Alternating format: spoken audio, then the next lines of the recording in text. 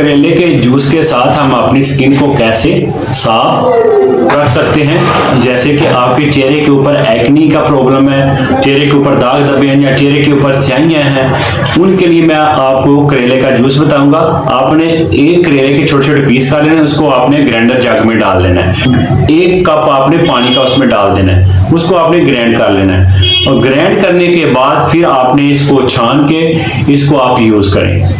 आप छाने बगैर भी इसको यूज कर सकते हैं। ये डेली आप 1 गिलास पी लिया करें तो इसके साथ आपके चेहरे के जो तमाम प्रॉब्लम है इसके साथ खत्म हो जाएंगे। आपका चेहरा पहले से ज्यादा खूबसूरत नजर आएगा और आपकी एक्नी, चेहरे के ऊपर स्याहियां और दाग धब्बे खत्म हो जाएंगे। आपका चेहरा बिल्कुल तरोताजा लगेगा, आपका चेहरा बिल्कुल फ्रेश लगेगा। इस वीडियो को आगे शेयर करें। जिन लोगों का स्किन का इशू रहता है वो चाहते हैं कि हमारी स्किन बहुत अच्छी नजर आए, तो आप सिर्फ चंद बादाम, जैसे कि 5 से 6 बादाम आपने सुबह को खाली पेट लेने हैं।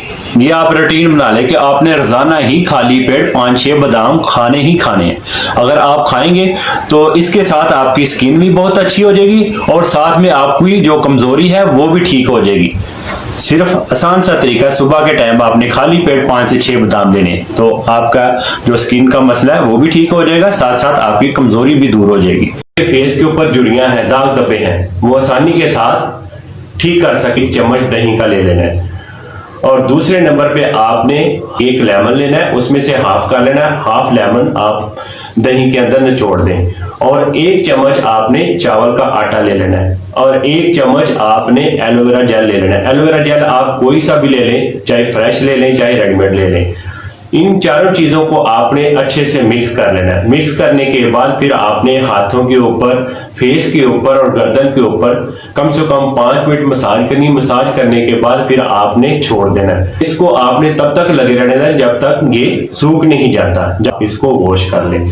ये हफ्ते में 3 मरतबा इसको जरूर अपने फेस को, हाथों के ऊपर अप्लाई करें, तो आपकी जो स्किन डल है वो पहले से ज्यादा अच्छी नजर आएगी। बुढ़ापे की तरफ जा रहे हैं तो वो भी इसको जरूर अप्लाई करें, पहले से उसकी एज